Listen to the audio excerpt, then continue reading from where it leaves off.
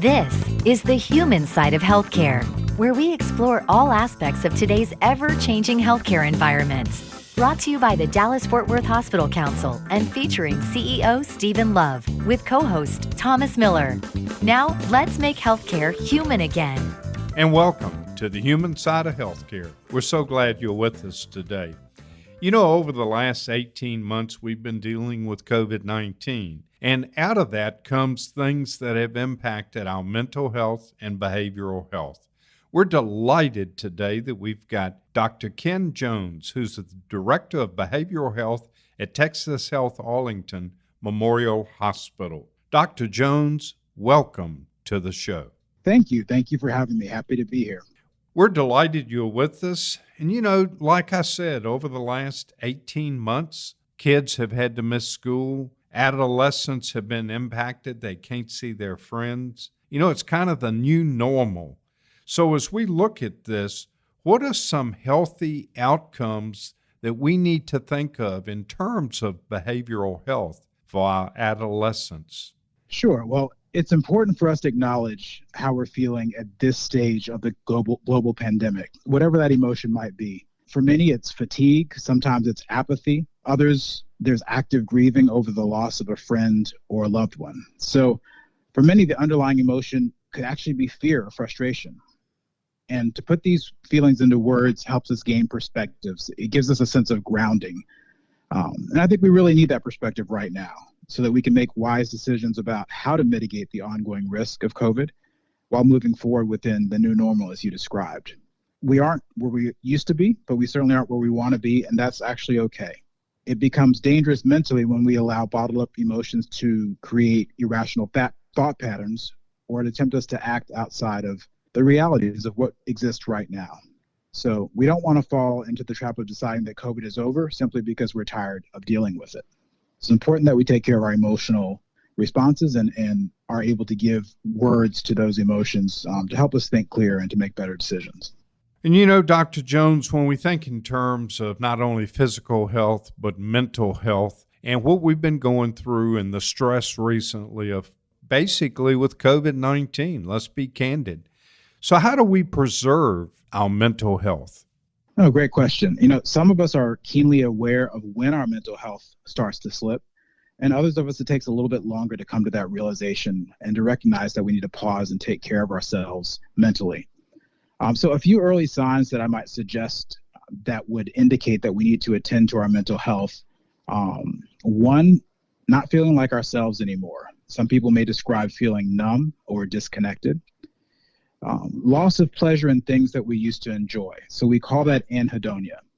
And what that is, it's basically the things that used to bring us satisfaction no longer strike us as pleasurable or desirable. Others to consider are significant changes in eating or sleeping habits, perhaps unexplained weight gain or weight loss. Some describe feeling unusually tired or fatigued all the time, and also becoming fixated on negative news or useless internet debates, which can generate increased anger and anxiety. We see that a lot, and so it's important to really balance that part of our intake when it comes to the information that we're processing. And lastly, I'd suggest difficulty focusing or maintaining attention to a degree that's unfamiliar with your normal level of functioning. So those are some keys to look at. The bottom line is emotions can be contagious, especially the negative ones. So that negative, fearful energy does influence those around us, and oftentimes that can impact the children and vulnerable members of our household. So taking the time to attend to our own mental health actually provides conditions that allow those who are vulnerable, young people or children, to be less anxious as well. It's important to remember that we can get through this together. You know, when you think in terms of mental health, how does it really impact the people around us, our family, our friends? Yeah, so it absolutely has an impact. And like I was saying, as far as the contagious part of it, you know, we've all experienced kind of being in an environment where there's negativity that feels like it's hanging in the air, or there's anxiety that feels like it's all around us. And children are really adept at picking that up very quickly, and it impacts the way that they feel about the world around them and their safety and security. So it does pass from one person on to the other. And the positive part of that is when we take care of our own mental health, it actually can have a cascading effect around those that we care for and those that are around us, whether it's at home or in work settings. We just talked about workforce, and that impacts kids. During COVID, many of the kids were at home. So our kids are now back in school. So how does this impact their overall mental health? Sure. Well, I think number one, it's important for us to avoid politicized traps and focus our energies on finding solutions within our specific area of influence. And what I mean by that is we can stop and ask ourselves, given the current circumstances, whatever they are, what are the best practices that I can engage in, which will be most beneficial for my child or for my students' growth and learning? How can I model the kind of calm stability that children need from key adult figures in their lives? So it's really best for us to figure out solutions, for us to find ways to model resilience and focus our energies on being a stable beacon within this sea of change that's all around us. Our children take many of their cues from the grown-ups around them. So for us, the key is to model stability, to actually become a safe place for our children. The Olympics are now over, but just think, these individuals competing, you have the normal stress. This year we added to it COVID testing, making sure you followed appropriate protocols, immense pressure on our athletes as they performed in Japan. Do you have thoughts related to that and how it impacted mental health? So it's really fascinating. If you look at today's generation of athlete, they've likely faced a lot more anxiety and pressures to perform, especially at very young ages, than we might have growing up. So the initial goal of childhood sports, if you think back, it's really just recreation. And now, earlier and earlier, our children are being pushed to perform. It's no wonder that we see athletes at the highest levels struggling with their emotional fatigue and asking some profound questions. And some of those you've seen from Simone and others. Who am I really? Is this actually worth it? Or does anyone actually care about me as a person? Or am I only valued for my physical gifts? And you've heard several of them talk about we're human beings. We're not this hyper-competitive machine that sometimes we're built up to be. So, they're still very young, and social media is really important to most of them. So I know coaches will say it's, don't pay attention to the noise around you. But with all the direct access platforms that fans have to the athletes, these voices become amplified, and it can't help but affect them at some point, especially when they start to struggle. The other thing I would think of is COVID, and you alluded to this, has separated many of them from their families and the key connections they have for support. So they're living in a bubble. And we heard Simone Biles talk about feeling the weight of the world on her shoulders. Most of us will never really know what that feels like. And yet everyone with a Twitter account thinks they're an expert on how she should be responding or reacting to pressure. So I think it's important to kind of look at today's athletes has gone through some different things than we may have growing up, and to give them the space they need to be able to respond and be able to take care of their mental health in a hyper-competitive environment. Dr. Ken Jones from Texas Health Arlington Memorial Hospital back with us more on our mental health during these challenging times next on the Human Side of Healthcare. This is the Human Side of Healthcare, where we feature healthcare's hottest topics and what our North Texas area hospitals are doing to make healthcare human again. We're glad you're back. We're continuing our conversation from the last segment with Dr. Ken Jones. He's Director of Behavioral Health at Texas Arlington Memorial Hospital. We were talking about Simone Biles and how she took this brave personal stand during the Olympics to bring light to mental health. But in our culture today, there is an offsetting reality that often makes doing that very difficult. But on social media, we hear a lot of negative comments. There was even a government official that made negative comments about Simone. When you think in terms of that constant social media battering, for lack of a better term, how does that have a negative impact on not only your mental but physical health? Yeah, unfortunately, keyboard warriors are everywhere, and they're sprouting misinformation and sometimes just flat out ignorant opinions. So, our state officials are not exempt from that group. And the sad thing is it furthers the notion of Olympic athletes as these modern day gladiators. And in a way, it's dehumanizing and shameful when it comes from the office of a high profile or elected official. I hope one day we'll reach the point where we are as empathic with physical injuries as we are with debilitating mental health conditions, because it does have an impact. And I think it's fantastic that that they came out and apologized for the statement, but it's kind of hard to take that back when it's already out there and young people are listening. So it's an unfortunate situation, but it does show some of the bias that still exists when it comes to mental health issues. I really liked your keyboard warrior. So appropriate.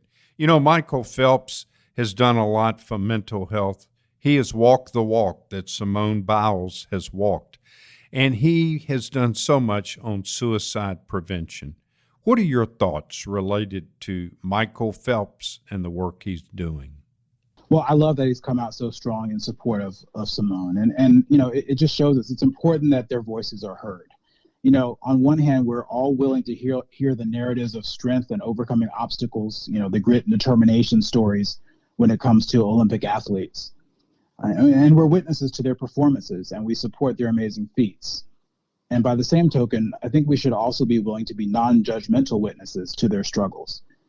They're telling us that this is taxing and this is a difficult world, especially when it comes to being able to manage their mental well-being while addressing their physical performance. And it sounds like they receive very little support in this regard. So, I think we owe it to them to listen and to try not only to understand, but perhaps to even be an advocate for change, inside of that system. My thought on Simone, I was formulating this thought recently, is that she may not have come back from the Olympics with a big old suitcase full of medals like Michael Phelps did. But boy, she sure will come back with a bunch of gold medals in life. Absolutely. She's got a wonderful platform that she's chosen to use to address something that's very personal to her, but it's also very, very germane to conversations that we're having nationwide. So I'm really proud of her for being willing to allow herself to put that on display, and it takes great courage to take care of yourself on that big of a stage. So I hope that impact will be seen for some time when it comes to hopefully making some changes, some much needed changes in our society when it comes to mental health issues. Well, and then again, she's going to be under pressure again because so many people will want interviews and they'll want her to be on their boards and endorse this and that. So here the dance continues, doesn't it? Well, it does. But listen, I like what I'm seeing so far. She's already showing the ability to set boundaries under extraordinary pressure. So I like the chances of her being able to continue that moving forward and set the boundaries where she needs to, and then be able to speak up and have an impact when she's ready. I really think about the stigma associated with mental health, and many people still see that as a barrier. What are your thoughts on how we can help remove that stigma and people get the help and treatment they need? Sure. Well, I think self-care is kind of where it starts, right? We can talk about it all day long, but once we start actually experiencing it and being able to share with those around us that, hey, this is actually making a difference for me, I think that's one of the key ways in which we'll be able to start destigmatizing mental health issues. So, when it comes to kind of the basics, taking care of our bodies, getting proper diet, sleep, and exercise, the mind-body connection is well documented. And so taking care of the body directly impacts our mental well-being. And another thing I kind of alluded to before, and that's limiting our exposure to the 24-hour news cycle and being intentional about who and what we follow on social media. The levels of negative and fear-based information that we dwell on impacts our overall outlook and directly impacts our feelings of anxiety about the world around us. So, moderation in these types of things. What we ingest goes a long way towards either increasing or decreasing our level of stress and anxiety. So important to monitor our intake on that. And I guess lastly, be willing to reach out to a trusted friend or maybe a spiritual advisor about how you're feeling. This has been a rough year, rough 18 months. And it's only normal for us to have all kinds of emotions, perhaps bottled up emotions about what's taken place. So perhaps considering journaling or seeking the help of a licensed therapist to kind of talk through some of those feelings can be really important to help us navigate these unprecedented times. You know, you've given us great information here today, but I want to give you an opportunity to see if there are any other nuggets of information you would like to share with our listeners so they can preserve their mental health. Sure. You know, I think it's really important for us to recognize that it is okay to not be okay right now. There's so much going on, and you know, it's very American of us to keep a stiff upper lip and kind of go like, hey, I'm fine, we'll get through it. But emotionally, you know, we're emotional beings, and these things do impact us. So take care of ourselves. It's important to take care of each other as well. If you see someone who's not quite themselves or seems a little bit different, perhaps is more withdrawn than normal, check in with them. Ask them how are you feeling about what's going on, not just how you're doing, because that sometimes we'll get just surface answers, but check in on people's feelings, see how they're coping with what's going on, and see if they're willing to talk and let them know that you're willing to lend an ear. But it's important right now, like I said before, that we reduce a lot of the noise around us and try to find the healthiest mental space that we can, so that we can make safe decisions and protect ourselves and our families. So it's a really important time for us, and I think in our nation's history, and the resilience that we so crave really comes from taking care of our mental health on a day-by-day basis. So then let me ask you this. We've talked about mental health and how it really comes down to an individual. But when an individual realizes, and the people around them, that they probably need outside help, what do you recommend? Sure. Well, thankfully, there's quite a few resources that are available here in the area. Texas Health Resources is one that offers free assessments and referrals for those who are seeking behavioral health care. If you know someone who may be in need of an assessment for behavioral health treatment, they can be reached. I'll give you the phone number here. It's 1-877-847-9355. And also, look, if you know someone who's experiencing suicidal thoughts, we need to talk about that. That's something that's very prevalent. It's important not to kind of assume, well, I think they'll be okay, or they're just having a bad week. Make sure that we get them to professional help. That may be the nearest emergency room, or call 911 if it seems like it's something that's imminent. And also wanted to give out the National Suicide Prevention Hotline. That's available 24/7. And that's when it's easy to remember. It's 1-800-SUICIDE, SUICIDE. So that's a really helpful resource for those who may be a little bit reticent to actually go to the hospital or go to professional right away. So that's someone that they can talk with at any time that can help guide them and direct them in those situations. You know, Dr. Jones says one thing I always try to do before we wrap up, and that is, what would you like to tell our listeners that we have not already discussed? Well, you know, I think you've asked some really good questions and some really timely questions given the things that are going on around us. You know, the suicide rate in our country is unacceptably high, and certainly that's a burden on my heart and many of us that are working in this field. And so I guess I would just kind of add to my last point, and that's it's important to be willing to ask people the question. Oftentimes there's a myth that if we mention suicide or mention suicidal thoughts, it will plant the seed in someone's mind. And that's absolutely not true. So if you see someone who seems to be very depressed or is engaging in behaviors that would indicate that they may be having those types of thoughts, it's important just to go ahead and ask the question. You know, I notice you haven't seemed like yourself lately. I wonder if you're having any thoughts of wanting to hurt yourself or wanting to end your life. Oftentimes, that's the question that they need to realize that they're not alone and that they're not invisible. And that can actually end up saving a life when we're able to or willing to reach out and ask that specific question, and then accompany them to get the help that they need. Dr. Ken Jones, Texas Health Arlington Memorial Hospital, thank you for those great comments. When we come back, the long arm of COVID. What lingers after you get well? Next on the Human Side of Healthcare. Welcome back to the human side of healthcare, where we explore how to take better care of your health so you can live a happier, healthier life. With DFW Hospital Council CEO Stephen Love, along with Thomas Miller. Welcome to the human side of healthcare. Delighted you're with us today. And we're delighted that we've got Dr. Stephen Davis, who's the Medical Director of Infection Control for Medical City Las Colinas with us. Welcome to the show, Dr. Davis. I'm glad to be here. And we're going to be talking to Dr. Davis, yes, a little bit more about COVID-19, but we're going to kind of zero in on a couple of things. First, I know we're hearing a lot in the news about the Delta variant. Dr. Davis, in your professional opinion, with the Delta variant being as contagious as it is, should we wear masks in indoor settings? Well, Steve, I think this is important with the change we've seen from Alpha variant, which had a particular rate of transmission, to the Delta variant, which is much more infectious.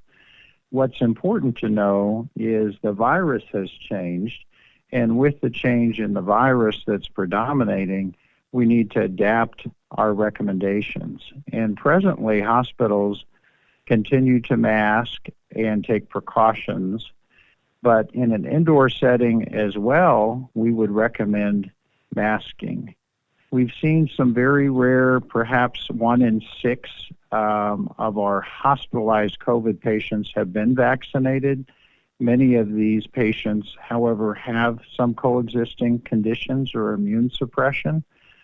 Nevertheless, I think it never hurts when we're in this situation with increased transmission rate and more infectivity to add an extra layer of protection such as a mask. So yes, I would recommend wearing a mask while Delta is circulating heavily in the community. Great advice, and thank you for that. You know, we've talked a lot about COVID-19, but when people really no longer test positive, so in theory, they no longer test positive for the virus, what are some of the long-haul symptoms, though, you've seen in patients? Well, that's an excellent question, Steve, and very important for us as we move forward for many persons who've been infected. And although many persons can have minimal disease, up to about 1 in 10 to 1 in 5 persons who have more severe disease can have long-term symptoms. And by long-term, I mean greater than 4 weeks. Those include things such as fatigue, sometimes loss of taste and smell that's prolonged, pulmonary symptoms that can be debilitating, and loss of stamina. So these are some of the important things that we've seen over many months, and they result in repeat hospitalizations and significant morbidity for some of our patients. You know, that was a great discussion, but for many of the people that do have long-haul problems, when they see their primary care physician, shouldn't they be assessed for like cardiovascular issues that could be more permanent? Yes, Steve, it can be permanent occasionally. Most patients do recover their sense of taste and smell by 4 weeks after COVID if they lose this sense of taste and smell. And not all persons with COVID do lose sense of taste and smell, but it is really pathognomonic for COVID. So it's important not only for persons who suddenly lose their sense of taste and smell now in the middle of a COVID pandemic, that they let their physician know about that particular symptom, but that they follow up with the physician if those symptoms persist following their COVID diagnosis. And sometimes evaluation by an ear, nose, and throat doctor or other specialist can help. But it does occur rarely, persist out after 4 weeks, but can be bothersome. Do we know, or have we done enough research to understand what causes these long-haul symptoms in some people but not in others? So, Steve, yes, this is important because what we do know about critical care patients, in other words, patients prior to the COVID epidemic who are in the critical care unit or have problems such as sepsis or severe infection, many of those persons do suffer from long-term symptoms. Some of those can be psychological symptoms, post-traumatic symptoms of very traumatic illness and care, but others include fatigue, loss of stamina, respiratory symptoms, and so that's a very important piece for us to look at. It seems that persons who are more severely ill, of course, might be in about that 1 in 5 character of having some of the long-term symptoms, but we can see it even occasionally in some less ill persons with COVID. So the cofactors may be diabetes, high blood pressure, some other medical illness. Also in persons who are older, they seem to more frequently experience these long-term symptoms that, again, can be debilitating. You know, people that have some of these long-term symptoms that you described, how would you suggest that they deal with them? Well, I think it's important if you're hospitalized for COVID to have a follow-up appointment with your primary care physician, especially if you're significantly ill within a few weeks of your hospitalization, to do a check-in.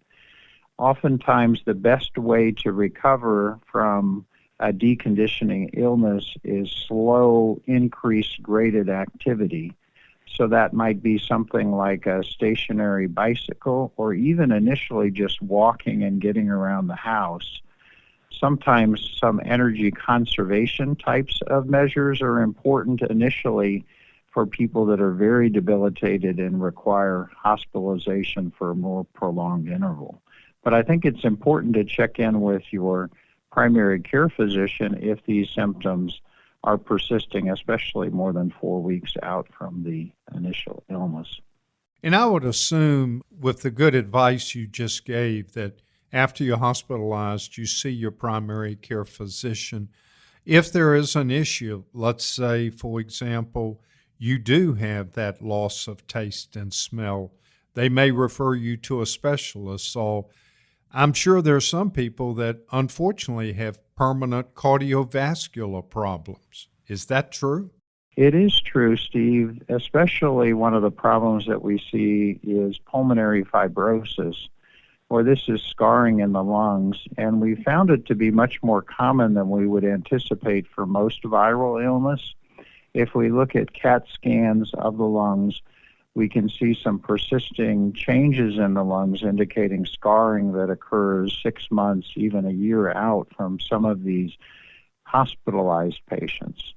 And many patients can manage to, with some graded activity, improve their function, but there are some who are significantly debilitated related to these pulmonary changes. Cardiovascular changes can occur as well. Some what are called myocarditis or inflammation of the heart can occur. And those myocarditis or inflammation of the heart can occur sometimes even in young patients or even in athletes, and they can affect their ability to return to some of their athletic types of activities if they experience that particular complication.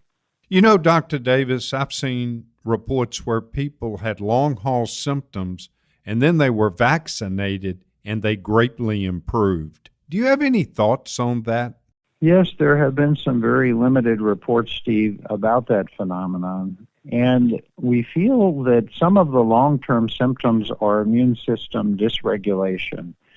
And the vaccination may help in some ways to balance the immune system, which is struggling and perhaps overreacting to a viral infection, to begin to rebalance itself. But those data are certainly very limited now. And however, I think between that potential benefit and the coverage for new variants, I think I am recommending vaccination, and I'm seeing good uptake from patients who are hospitalized with COVID on vaccination after they've recovered. What about strokes and heart attacks? I actually knew a guy who he had COVID back in March of 2020. He was in ICU but not on the ventilator. He died of a heart attack in March of 2021, early 60s.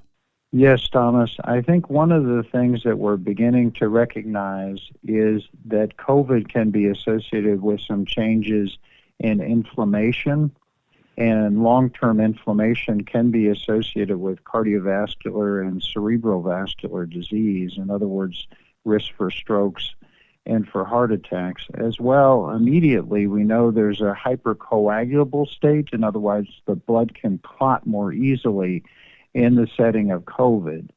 And both in the in-hospital setting, we can see clots in the legs, sometimes going to the lungs, complicating person's hospitalization, but also occasionally strokes.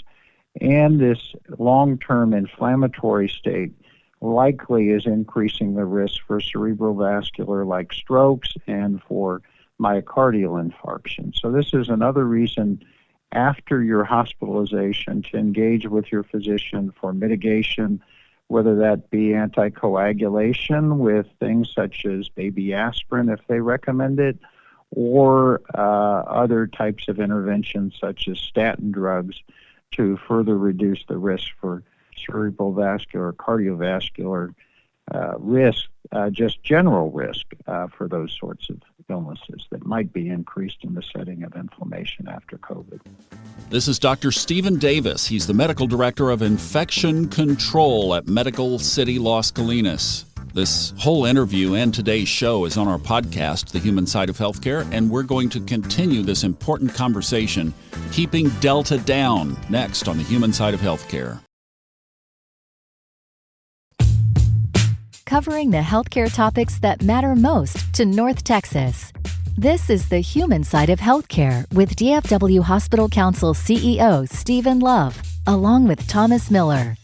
Welcome back. We're continuing our conversation with the Medical Director of Infection Control at Medical City Las Colinas, Dr. Stephen Davis. We were talking about coagulation of COVID in our last segment. It's on our podcast if you missed it, The Human Side of Healthcare. So, Dr. Davis, what are your thoughts on even, say, taking an aspirin or a baby aspirin after you've had COVID just to try to keep that coagulation at bay? Well, I would suggest, Thomas, really touching base with your primary care physician regarding anticoagulation. In the hospital, we take it very seriously because we know about risk of clots, even for patients that are just laying in the bed without COVID. However, after checking with your primary care physician, they may recommend something such as a baby aspirin or statin drugs to reduce risk for cardiovascular or cerebral vascular disease based upon their risk assessment. You know, I guess the message there is better to go have a office visit or two, or even, I guess, could be done on telemedicine, but better to do that than to have a stroke or a heart attack suddenly, right? Absolutely. And telemedicine does provide for these patients, particularly when they're still in an infection interval or someone that does not require hospitalization. It's really been a godsend for us in communicating and staying in touch with these persons who otherwise are feeling literally isolated. As you look back on your career and the history of these various viruses that our generation has remembered over the years, Ebola, MERS and SARS, which we've heard a lot about, even chickenpox, measles, if you go back to Steve's age and my age and probably your age, has there ever been a virus that has left people so scarred after it was cured and after they were well? Well, I think that's an excellent question, Thomas, and I'd have to say all of us would feel like these last year and a half has been a unique experience for us, even amongst infectious diseases physicians reading about historical Spanish flu in the mid-1900s. Yes, no, it's a very, very unique experience, even dating backwards. And I think in another way, it's allowed us to improve not only through things such as telemedicine, but through other measures, how we've all come together as a hospital systems and as also as providers, nurses, administrators, how we've all come together to face that challenge, and how we can continue to do that as people are recovering and experience some of these symptoms, and as we all seek to recover and move forward. Dr. Davis, over the last couple of weeks, there have been conversations about the R0 factor, the communicability of this Delta variant being equal to chickenpox, which is about like 10, and a cold is like 2. Do you have any thoughts on where we might be on how communicable this Delta variant really is? So, Thomas, I think these are evolving data, and many of them are yet to be peer-reviewed, but what we're witnessing is a marked increase in cases, even as we try to improve vaccination percentage. Initially, we were seeing these mostly in areas where vaccination was less common, but we have seen some occasional persons who have been vaccinated. Many of them have some immune compromising conditions who have developed Delta as well. But certainly the infectiousness seems to be much higher than we'd previously recognized with this particular variant of Delta. So we need to keep our eyes on it, and we need to be cautious in that regard. You know, these recent developments in the COVID battle, I've been reading both sides of the argument. I try to get as broad of a perspective as I can, of course, for this show and for my own perspective. And I see still a lot of comments from people that are not comfortable with an experimental vaccination. Some people said that, this is just still a clinical trial that they don't want to be a part of.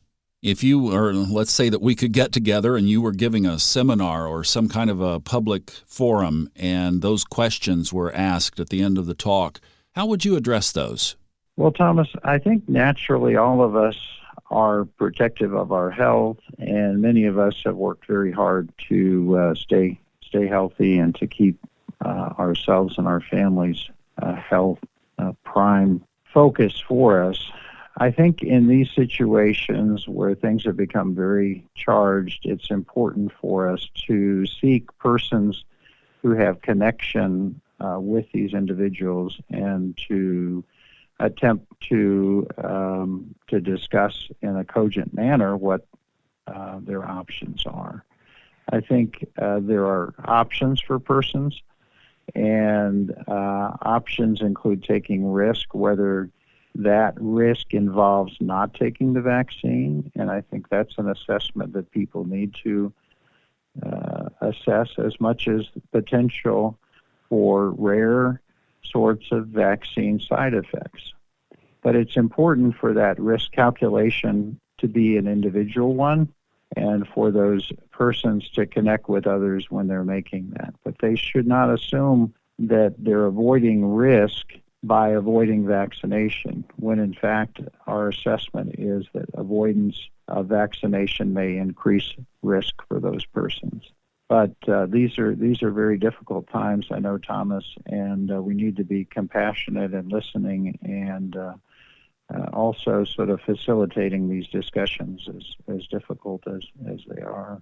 Over these last several weeks, we've had 2 recent interviews on our show of people who were fully vaccinated, yet they had COVID, and they both had mild experiences with it. We're hearing of breakthrough cases, people fully vaccinated getting COVID. What thoughts do you have on that?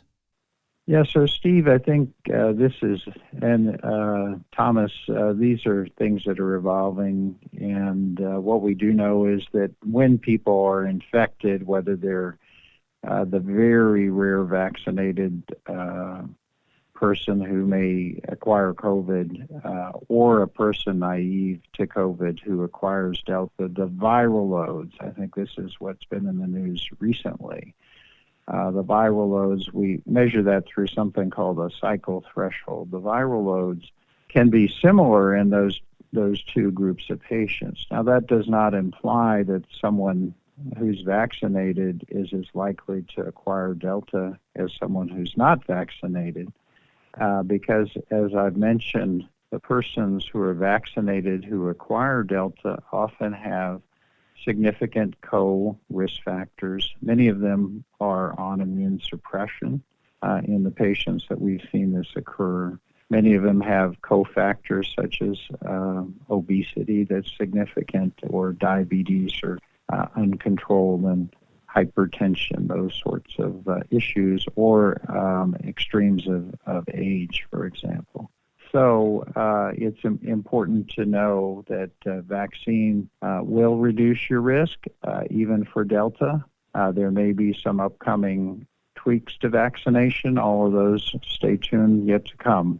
But for now, vaccines are best protection to reduce that risk, and to reduce the risk for others who may be more prone, even those that are vaccinated who have immune suppression or have significant cofactors of illness. So it's important.